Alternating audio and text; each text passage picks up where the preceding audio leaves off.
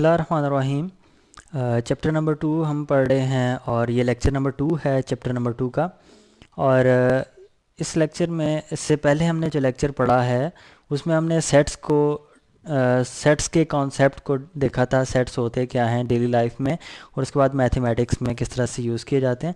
ठीक है, तो अब हम कुछ सेट्स लिख लेते हैं। ठीक है, पिछले लेक्चर में तो हमने डेफिनेशन देखी थी सेट की। अब हम कुछ सेट्स को देखते हैं जो मैथमेटिक्स में हम यूज़ करते हैं, जो कि ज़्यादातर यूज़ होंगे इस चैप्टर में भी और मैथमेटिक्स में भी। ठीक है, तो लेट्स सपोज जिस तरह से नेचुरल नंबर का सेट्स मैंने पिछले लेक्चर में डिस्क्राइब किया, ठीक है, वो मैं लिख लेता हूँ। एन से हम उसको डिनोट करते हैं और उसका डिस्क्रिप्टिव मेथड क्या होता है, the set of all natural numbers. N क्या शो कर रहा होता है, set of all natural numbers. ठीक है, ये डिस्क्रिप्टिव मेथड हो गया और साथ में मैं टेबुलर मेथड भी लिख देता हूँ इसका 1 2 3 एंड सो ऑन। इसी तरह से इसके बाकी एलिमेंट्स भी आ जाएंगे। ठीक है, तो ये क्या हो गया, एन जो है वो सेट का नाम है और ये इसको डिस्क्रिप्टिव मेथड में अगर डिस्क्राइब करना हो तो हम इस तरह से लिखेंगे set of all natural numbers. ठीक है, या फिर हम इसको टेबुलर मेथड से डिस्क्राइब कर सकते हैं, यानी कि ब्रैकेट्स डाल के उस सेट के एलिमेंट्स कौन कौन से हैं, 1 है, 2 है, 3 है, 4 5 6, इसी तरह से सो ऑन, यानी कि आगे जितने भी चलते जा रहे हैं वो इस सब जो एलिमेंट्स हैं वो इस सेट के एलिमेंट्स हैं। ठीक है, नेचुरल सेट यानी कि एन के एलिमेंट्स हैं। उसके अलावा कौन सा सेट हम यूज़ करते हैं, होल नंबर्स का सेट होता है। ठीक है, जिसको हम W से लिखेंगे, यानी कि W उस सेट का नाम होगा और इसको हम कह सकते हैं the set of all whole numbers. ये हो गया set of all whole numbers, ये डिस्क्रिप्टिव मेथड हो गया। टेबुलर मेथड से अगर मैं लिखना चाहूँ तो क्या होगा, 0 1 2 3 4 एंड सो ऑन।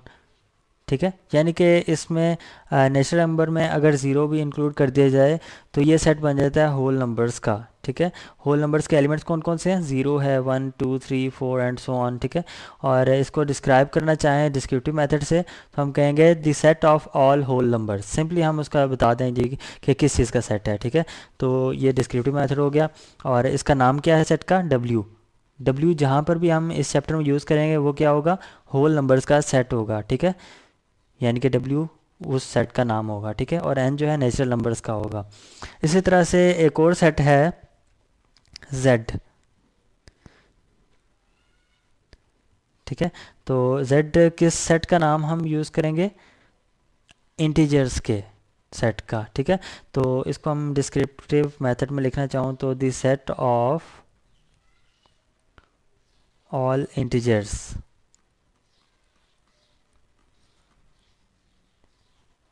इंटीजर्स में क्या क्या आता है, पॉजिटिव वैल्यूज़ भी आती हैं और नेगेटिव वैल्यूज़ भी आती हैं। ठीक है, तो यानी कि उसमें ज़ीरो भी आ जाता है। ठीक है, और पॉजिटिव वैल्यूज़ भी आती हैं, नेगेटिव वैल्यूज़ भी आती हैं, +-1 +-2 +-3 एंड सो ऑन। इसी तरह से बाकी सब वैल्यूज़ भी आ जाएंगी। तो ये क्या बनता है, इंटीजर्स का सेट। ठीक है, जिसमें एलिमेंट्स कौन से हैं, 0 है, +1 है, 2 है, 3 है, -1 है, -2 है, -3 है, +4 है, +5 है, -4 है, -5 है। इसी तरह से पॉजिटिव वैल्यूज़ भी आ जाएंगी, नेगेटिव वैल्यूज़ भी आ जाएंगी और साथ में ज़ीरो भी आ जाएगा। ये सब के सब एलिमेंट्स हैं इंटीजर सेट के। ठीक है, और इस सेट का नाम क्या बनता है, Z। तो और इसको डिस्क्रिप्टिव मेथड से डिस्क्राइब करना चाहें तो लिखेंगे the set of all integers. ठीक है, और इसी तरह से हम यूज़ करेंगे दो और सेट्स हैं, O से शो करेंगे ऑड नंबर्स को। ठीक है, ऑड नंबर्स आपको पता है क्या होते हैं, तो उनका सेट जो है हम उसका नाम रखेंगे O से। ठीक है, तो इसको मैं लिख भी देता हूँ, the set of all odd numbers. और इसमें एलिमेंट्स कौन कौन से शामिल होंगे, ये कलर ब्रैकेट मैं ज़रा तेज़ी में डाल देता हूँ। अब मैं थोड़ा ठीक करके इसको बनाता हूँ। ये करली ब्रैकेट होगी और साथ में ऑड नंबर्स होंगे। ऑड नंबर्स पॉजिटिव भी होंगे और नेगेटिव भी होंगे। तो कौन कौन से हैं, +-1 है, प्लस माइनस 3 है, प्लस माइनस 5 है, प्लस माइनस 7 है, और इसी तरह से बाकी सब भी जो ऑड नंबर्स में आते हैं, ठीक है। तो ये हो गया सेट ऑफ ऑड नंबर्स, ये उसके एलिमेंट्स हैं। और उसका डिस्क्रिप्टिव मेथड क्या है, the set of all odd number, simply उसका नाम हमने बता दिया। और इस सेट का नाम, इस जिस नाम से हम शो करेंगे इस सेट को, वो क्या है, ओ, ठीक है। और इसी तरह से ई जो है वो शो करेगा इवन नंबर्स के सेट को, ठीक है। इवन नंबर्स के सेट का नाम क्या होगा, ई। और इसको हम लिखना चाहें तो क्या होगा, the set of all even numbers. All even number, थोड़ा सा स्पेस इसको दे देते हैं ताकि मिक्सअप ना हो जाए। ऑल इवन नंबर्स, तो इसमें भी पॉजिटिव वैल्यूज़ भी आएंगी, नेगेटिव वैल्यूज़ भी आएंगी, लेकिन इवन नंबर्स होंगे, ठीक है। 0 हो गया, plus minus 2, plus minus 4 and so on, ये बन जाते हैं। ये मैंने कुछ सेट्स लिखे हैं, ठीक है, उनके नाम लिखे और साथ में डिस्क्रिप्टिव उसका मेथड लिख दिया। और उसके साथ दूसरा मेथड कौन सा है, टेबुलर मेथड, ठीक है।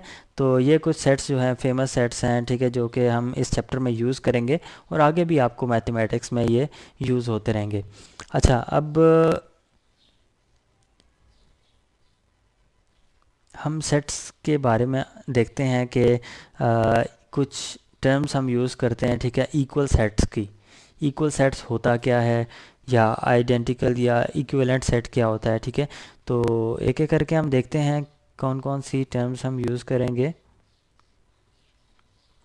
तो मैं कलर चेंज कर लेता हूँ, जो कि मैं उनका नाम लिखूँगा। Equal sets, equal sets, equal sets क्या होता है, एग्जाम्पल को लेकर चलेंगे। अच्छा, लेट्स सपोज मेरे पास दो सेट्स हैं। एक सेट है जी ए उसका नाम है, ठीक है, और टेबुलर मेथड अब यूज़ करेंगे हम। तो उस सेट में कौन कौन से एलिमेंट्स हैं, 1 है, 2 है और 3 है। ये तीन एलिमेंट्स शामिल हैं उस सेट में, ठीक है। सेट का नाम क्या है, ए, और उसके एलिमेंट्स कौन कौन से हैं, 1, 2 और 3। इसी तरह से एक और मैं सेट लेता हूँ, बी सेट, ठीक है, और उसमें मैं एलिमेंट्स डाल देता हूँ 2, 1 और 3, इस तरह से, ठीक है। ये इसमें भी तीन एलिमेंट्स शामिल हैं। अब देखें यहाँ पर ये दोनों सेट्स आपस में इक्वल हैं, ठीक है। A is equal to B, ऐसा क्यों है, जबकि देखें पहले यहाँ पर क्या है, 1 आ रहा है, यहाँ पर 2 है। दूसरा से एलिमेंट क्या है, इसका 2 है, इसका 1 है, इसका 3 है और इसका भी 3 है, ठीक है। ये इक्वल क्यों है, क्योंकि देखें अब ऑर्डर पे डिपेंड नहीं करता। इक्वालिटी जो है, सेट्स की इक्वालिटी ऑर्डर पे डिपेंड नहीं करती। हमने ये सिर्फ देखना है कि इसमें जो एलिमेंट शामिल है क्या वो बी में शामिल है, जिस मर्जी ऑर्डर पे पड़ा हो, पहले नंबर पे, दूसरे नंबर पे, तीसरे नंबर पे, जहाँ मर्जी पड़ा हो शामिल होना चाहिए, ठीक है। यानी कि ये 1 जो है क्या बी का भी एलिमेंट है या नहीं। अगर देखें तो कौन कौन से एलिमेंट्स, 1, 2, 1, 3, यानी कि 1 इसमें भी आ रहा है, ठीक है, तो एलिमेंट तो है। उसी तरह से इसका दूसरा एलिमेंट कौन सा है, 2, तो क्या बी में भी 2 शामिल है या नहीं, तो 2 बिल्कुल शामिल है, एलिमेंट है उसका। और इसी तरह से 3 जो है वो भी दोनों में आ रहा है। तो ऐसे सेट्स को इक्वल सेट्स कहा जाता है, ठीक है। यानी कि दोनों के एलिमेंट्स सेम हों, ऑर्डर पे डिपेंड नहीं करता। मैं दोबारा से रिपीट कर रहा हूँ कि ऑर्डर जो मर्जी हो, लेकिन वो एलिमेंट्स दोनों में मौजूद होने चाहिए। तो फिर उन दोनों सेट्स को हम क्या कहेंगे, वो दोनों सेट्स क्या हैं, आपस में इक्वल हैं। ये हो गया इक्वल सेट्स, ठीक है। तो अब बात करते हैं इक्विवेलेंट सेट्स की। इक्विवेलेंट सेट्स क्या होता है फिर, इक्विवेलेंट सेट्स, मैं पहले नाम लिख लेता हूँ।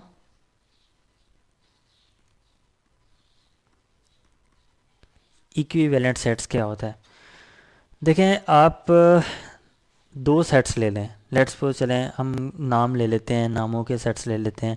एक सेट में लिख देते हैं जी बिलाल, और दूसरे उसका एलिमेंट एहसन, साथ में थर्ड एलिमेंट उसका जहांजेब।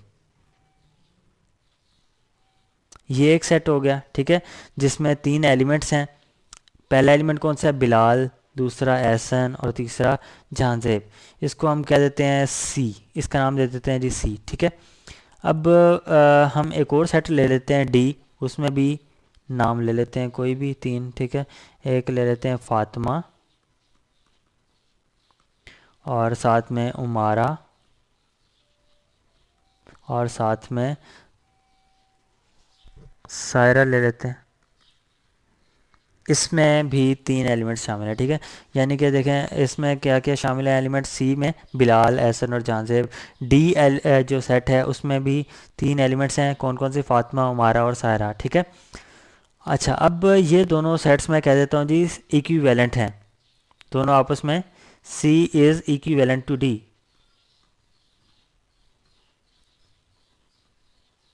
या बोथ सेट्स आर इक्विवेलेंट।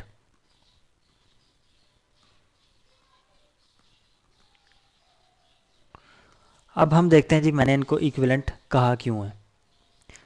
देखें 1 to 1 कोरेस्पॉन्डेंस जब होती है ना, यानी कि 1 to 1 रिलेशन आपने पहले भी पढ़े है। ठीक है, 1 to 1 रिलेशन जब इन दो किसी भी 2 सेट्स का आपस में बन जाता है तो वो इक्विवेलेंट सेट्स बन जाते हैं। जिस तरह के Bilal to Fatima, Ehsan to Umara and Jahanzeb to Saira, ये 1 to 1 रिलेशन बन गया।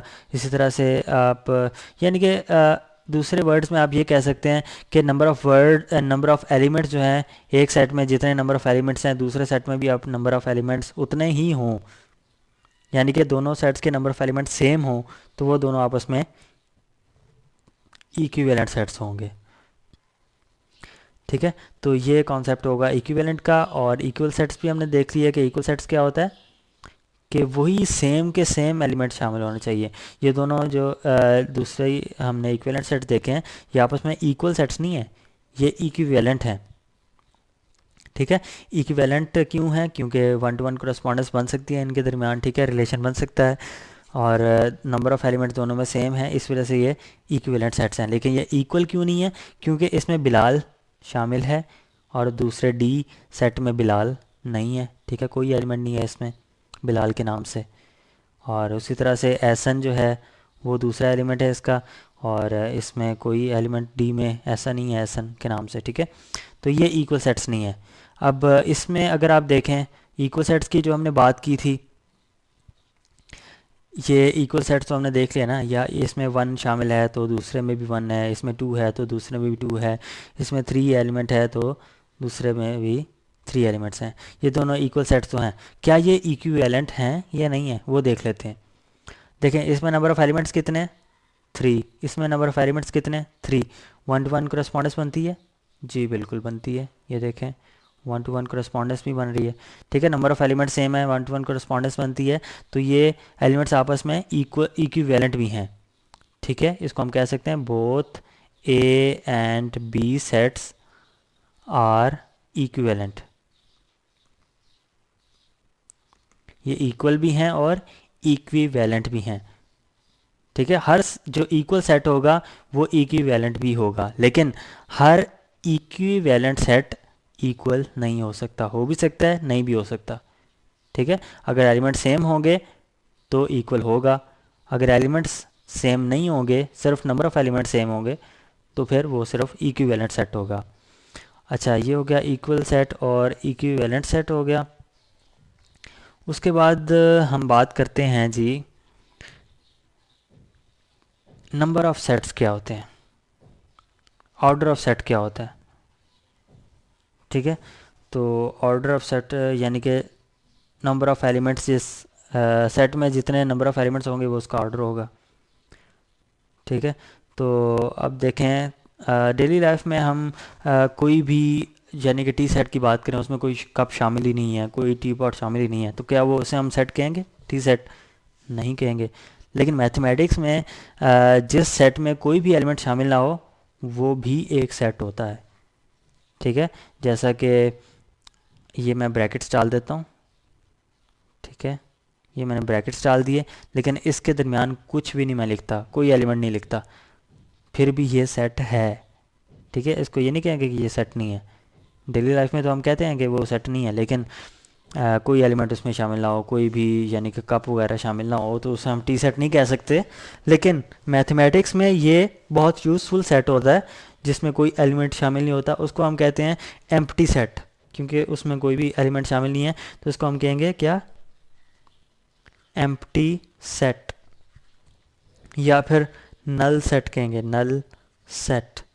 ठीक है, और इसको डिनोट किससे करते हैं, या फिर ये सिंपली ये ब्रैकेट्स डाल दें और बीच में कोई एलिमेंट ना डालें। ठीक है, यानी कि एम्प्टी ब्रैकेट्स हों तो उसे एम्प्टी सेट कहेंगे या नल सेट कहेंगे, या फिर हम डिनोट कर सकते हैं फाइ से, फाइ भी डिनोट करता है नल सेट या एम्प्टी सेट को। ठीक है, अच्छा उसके अलावा आप देखें कोई एक सिंगल कप हो, ये मैं एक कप बना देता हूँ, ये हो गया जी एक कप।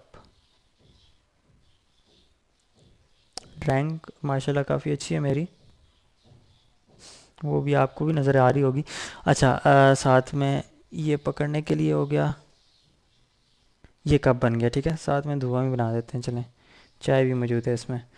अच्छा ये हो गया एक कप। अब क्या मैं इसको कहूँगा ये एक सेट है, इसको तो मैं सिंपल ये कहूँगा कि ये एक कप है, लेकिन मैथमेटिक्स में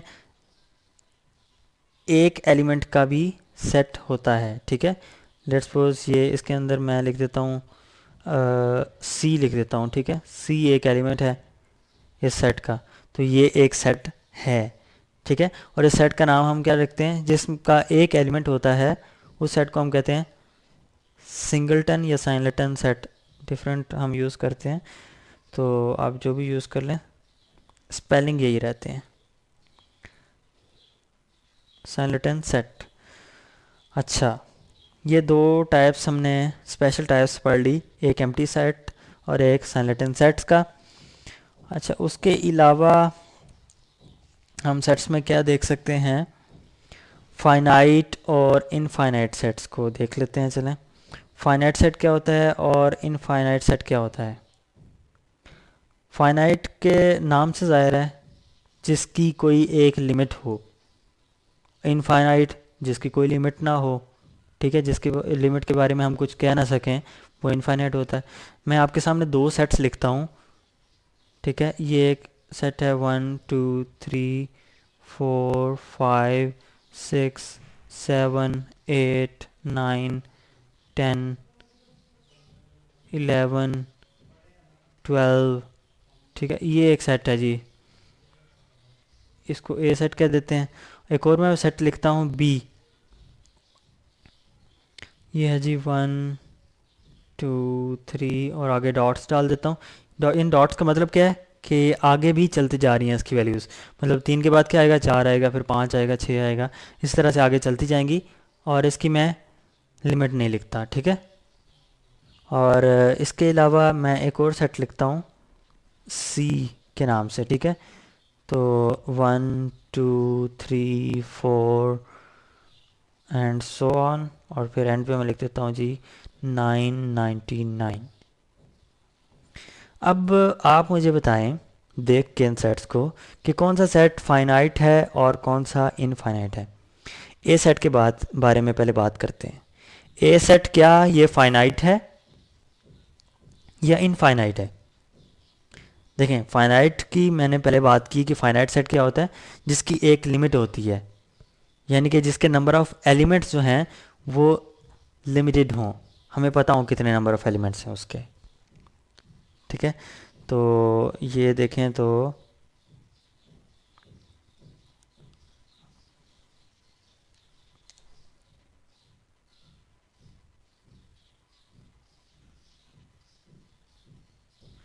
ए सेट में कितने एलिमेंट्स हैं जी, 1 2 3 4 5 6 7 8 9 10 11 12, और 12 पे जाकर ये रुक गया सेट। ठीक है, यानी कि यहाँ तक इसके एलिमेंट्स हैं, तो इसकी तो लिमिट आ गई ना, साफ ज़ाहिर हो रहा है। तो ये क्या है, एक फाइनाइट सेट है, फाइनाइट सेट, ये फाइनाइट सेट है। जबकि आप बी सेट को देखें, बी सेट में लिमिट आपको नज़र आ रही है, 1 के बाद 2 है, 3 है, आगे कहाँ तक जा रहा है, 100 तक जा रहा है या 1000 तक जा रहा है या 10,000 तक जा रहा है या 1 लाख तक जा रहा है, ये तो रुक ही नहीं रहा बल्कि आगे चलता जा रहा है। ठीक है, इसके एलिमेंट्स कितने हैं हम नहीं बता सकते। ठीक है, इस वजह से इसको कहा जाएगा इनफाइनाइट। ठीक है, जिसकी लिमिट नहीं है वो इनफाइनाइट सेट होता है, इनफाइनाइट सेट, या इसको कह सकते हैं set of natural numbers. Set of natural numbers क्या होता है? इनफाइनाइट सेट होता है, ठीक है। सेट ऑफ होल नंबर्स भी इनफाइनाइट होता है, यानी कि जिसकी एंड पे कोई लिमिट ना हो, कहाँ तक वो नंबर जा रहे हैं, कहाँ तक इसके एलिमेंट्स हैं, कितने एलिमेंट्स हैं, अगर ये नहीं हमें पता तो वो इनफाइनाइट सेट होता है। और सी सेट की अगर बात करें, सी सेट में किस तरह से एलिमेंट्स हैं? 1 है, 2 है, 3 है, 4 है, और ये अभी आगे चलते जा रहे हैं 5 6 7 8, ठीक है। और लेकिन जा कहाँ तक रहे हैं? आखिरी उसकी वैल्यू भी लिखी हुई है कि 999 तक जा रहे हैं, 999 तक जा रहे हैं, इससे आगे नहीं है कोई भी एलिमेंट, ठीक है। यानी कि लिमिट हमें पता चल गई ना कि 999 तक, 1 से लेकर 999 तक इसके एलिमेंट्स हैं सी जो है सेट के, ठीक है। तो ये फाइनाइट होगा या इनफाइनाइट होगा? ऑब्वियस सी बात है, फाइनाइट होगा, क्योंकि इसमें हमें लिमिट पता है इस सेट की। तो इसको हम कहेंगे फाइनाइट सेट। तो यहाँ पर इस लेक्चर को एंड करते हैं। इस लेक्चर में पहले देख लेते हैं हमने क्या क्या पढ़ा है। सबसे पहले तो हमने देखा था, कुछ सेट्स हमने देखे थे, ठीक है। नेचुरल नंबर का, होल नंबर का, इंटीजर्स का, ऑड का, इवन का, ठीक है। और इसके अलावा रेशनल सेट भी होता है, इरेशनल सेट भी होता है। रेशनल वो सेट होता है जिसको पी ओवर क्यू की फॉर्म में लिख सकते हैं, ठीक है। तो इरेशनल यानी कि पॉइंट्स में आ जाएगा, या जिसमें यानी कि इरेशनल वो होता है जिसके ऊपर स्क्वायर रूट आ जाए, ठीक है, यानी कि पी ओवर क्यू के अलावा जो बनेंगे तो वो इरेशनल बन जाएगा। उसके अलावा इक्वल सेट्स को हमने देखा, फिर इक्विवेलेंट सेट्स को देखा, इन दोनों में डिफरेंस देखा क्या होता है। और फिर उसके बाद हम आए एम्प्टी सेट को हमने देखा, एम्प्टी सेट स्पेशल केस होता है, ठीक है। और सिंगलेटन सेट हमने देखा, वो क्या होता है, यानी कि सिंगल उसमें एक एलिमेंट होता है, वो सिंगलेटन सेट होता है। उसके बाद फाइनाइट सेट, इनफाइनाइट सेट में हमने डिफरेंस देखा, वो क्या होते हैं। यहाँ पर हम अपना लेक्चर ख़त्म करते हैं, और नेक्स्ट लेक्चर से इंशाल्लाह हम आगे इसको कंटिन्यू करेंगे और बाकी टाइप्स भी देखेंगे सेट्स की।